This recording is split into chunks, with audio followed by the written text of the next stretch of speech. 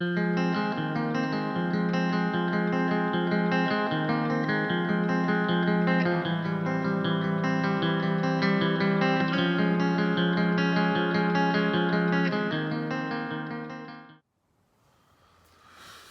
Alkeo here, and today I'm going to attempt to build a stand for my new RIMS tube out of this Unistrut.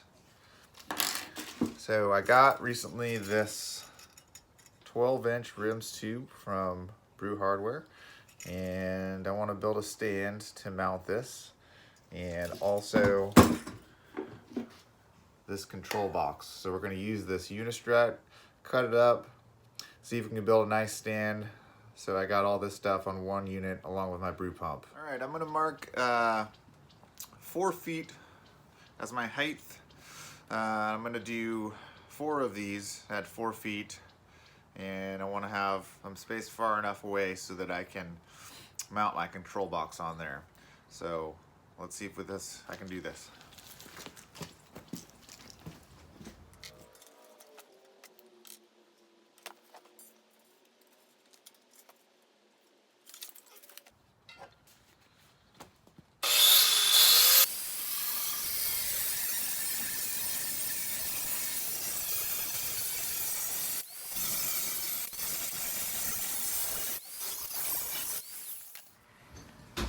Okay, I got my 4 lengths cut to 4 feet, and I got another couple of pieces cut to about 8 inches to go between these. So I'm gonna get this guy in here and see if we can get these mounted up.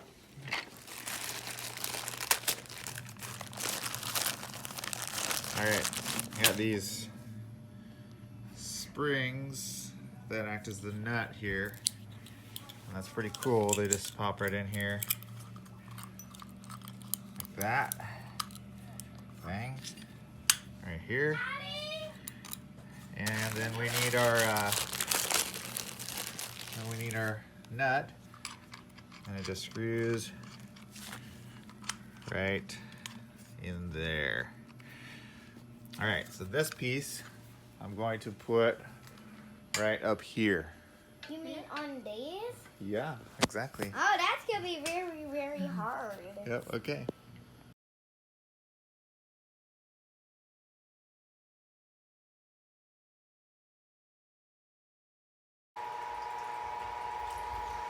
All right, I'm doing a water test in here to see if this thing's hooked up right.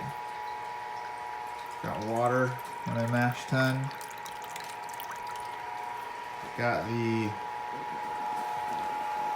pump hooked up to the output on the mash tun. And that comes up and around through the RIMS tube.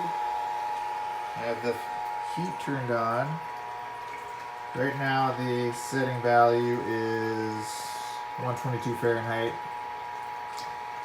The water started out at about 65 degrees, so you can see it's heating up pretty quick. And this control panel for the Inkbird has an on-off for the RIMS tube heat, as well as the pump. And then I can change the setting value to move the mash temperature up and down. And it seems to be working good. I also installed this sight glass here so that you can get a nice view of that wort coming through there. So I'll just give this a test, and it seems to be heating up pretty quickly. And I'll just have to remember how much time it takes to get up to temperature when I'm actually doing a brew day. So this is working pretty good right now.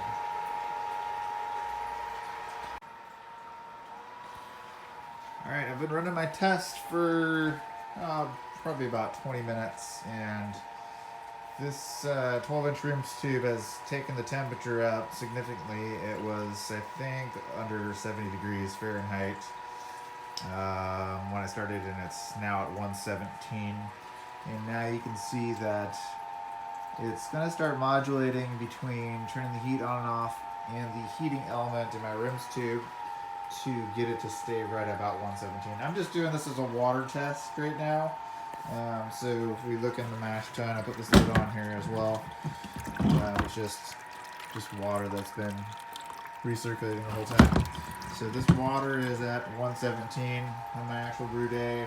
We're going to see temperatures more along the lines of 125, 145, 175. So it's working fantastic. It's awesome because this has a on-off for the pump as well as for the heating element, and then I can go ahead and set my my SV temperature that I want to hit. The only thing I think this is missing is some sort of automation way to change those settings or program in the mash schedule, right? So I'll have to manually do that. Everything's working great. I have a couple of leaks on some of these barbs, but that has nothing to do with this new RIMS tube. So just to give you a close-up of the tube again, here's the bottom of the element right here and the plug, and this is a 12-inch RIMS tube. Really nice, one single piece unit. It has a temperature probe in this thermal well right here that connects to the bottom of this guy right here. You can see the bottom there. You'll see it says heat pump probe, right? And then it just recirculates through that sight glass all the way back into my mash tun. This thing is going to be awesome when I brew with it this weekend. Alright, Kale here, back with you on the actual brew day with the new RIMS system. You know what? I say take your grandfather, take your Brewzilla, your anvil, and stick it. This thing's awesome. Total Frankenstein home job. And look at my awesomely organized brewing space there. Look at that. That is dedication. Right now, I am shooting for my 145. I put the strike water in here, and then I had to go run an errand, so it was down to 130. So I haven't added any enzymes yet. I am, interestingly enough, modulating right around 143.5 as my setting value, Fahrenheit. You can see the pump is, you can see the heat light is turning on and off, trying to modulate right that temperature. And I have another probe, temperature probe, in my mash tun itself. You can see that's actually sitting at 146. So I can go ahead and click on setting value here and turn this down. Let's just turn this to 143 and set it there. So that should turn the heat off a little bit more. And we want to get it right at 145. I want to set up my enzymes, get ready to go. And so there you have it. So again, I have this recirculating. Let me take this temperature probe off for a second. And you see, I just have it recirculating with a tube right on the top. It was really super cloudy when I started, and you can see it's already starting to clear up. Looking pretty awesome. So I will continue this, and we'll shoot another video at 175. Okay. So I come over here. The second step is 175 Fahrenheit, and I timed it.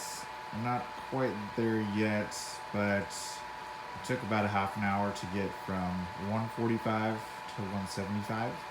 I improvised and I put this towel on top of the mash tun cooler. I have to work on seeing if I can rig something up a little different to keep the heat in here. Anyways, about 30 minutes.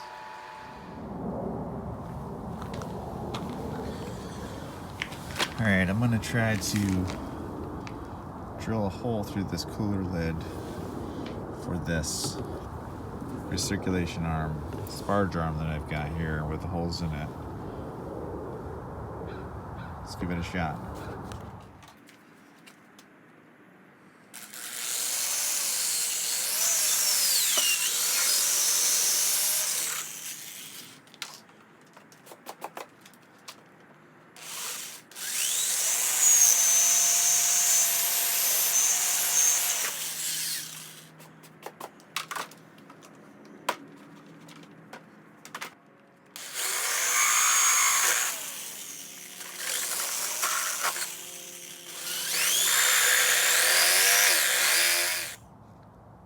Alright, I got my hole cut in the top of my cooler, mash tun, and let me take this off. So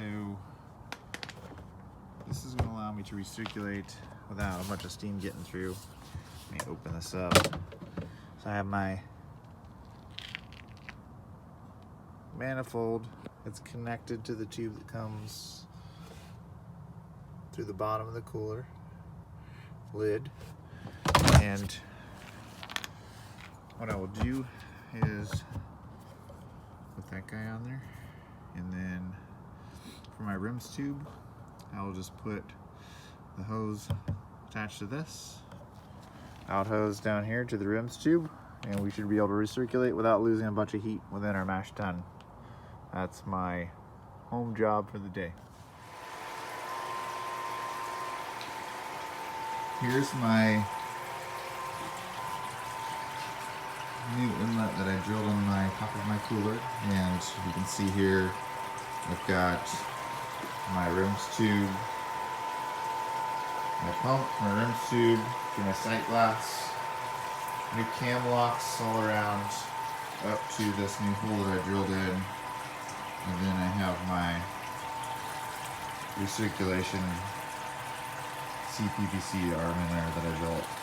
The cooler, I can't get it all the way shut, so it's just a little bit open. Not too bad. And I got another temperature probe right here.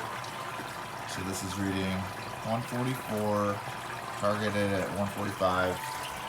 My temp on my RIMS is 142. That makes sense. It's just a little bit slightly different temperatures inside and outside of the tube. So we're going to let this just keep recirculating, hit 145, and then go on to our next step at 175. So since we didn't really look at this on the video overview, I just wanted to take a second to take a look at this RIMS tube and just kind of dissect it for a moment. So the tube has this thermal well right here, and it also has these bolts, these nuts welded on to it onto these tri-clamps. So also has this sight glass. Let me just take this apart. Here's the sight glass. Here's the tri-clamp fitting on the thermal well side. So I'll take that off. So you can see, this comes off. That's welded on there again. That's helpful for mounting it onto my stand. Here's the thermal well with the rubber gasket. And then on the other side, we have the heating element tri-clamp. And if I take that off, it's got another rubber seal, and this is the 1650 watt element that you can use on a standard 120 volt outlet. Anything much bigger, then you're gonna have to run a dedicated circuit and some larger plugs and whatnot to accomplish that without doing anything dangerous. So I just wanted to break that down to show you, and here is the RIMS tube itself with cam lock fittings welded on to it, one single piece. Hey, I just wanted to take a moment to recap the RIMS system and the change that I made to the cooler mash tun within the process of this video and let you know how things went. The custom stand that I built out of the Superstrut or Unistrut worked great. It's still working great. The RIMS tube itself is an excellent way to do a rising step mash for your brews, which is essential for gluten-free brewing with the enzymes that we're using these days to accomplish maximum sugar extractions from your starches. As you can see in the video, that went over a couple of different brews, and you can see at the first brew that my mash tun was letting a lot of steam and whatnot out, and so the augment that I made to that mash tun, drill a hole in the top of that, was to allow for that to be limited, so that when I'm using that RIMS tube to recirculate that wort, that it's still keeping that heat in there. I think that's going to do it a lot better. As I said in the video, the only real things that this thing's lacking is a way to automate the mash steps without having to manually change the Inkbird PID to accomplish those steps. There's different ways to look to automate those things. A lot of people use all-in-one brewing systems. I like to just create things myself. But there's pluses and minuses to all of those things. In the end, I think it's a great purchase. I really like the system, and I'm looking forward to brewing more on that. If you have any questions or comments, leave them down below, and thanks for watching.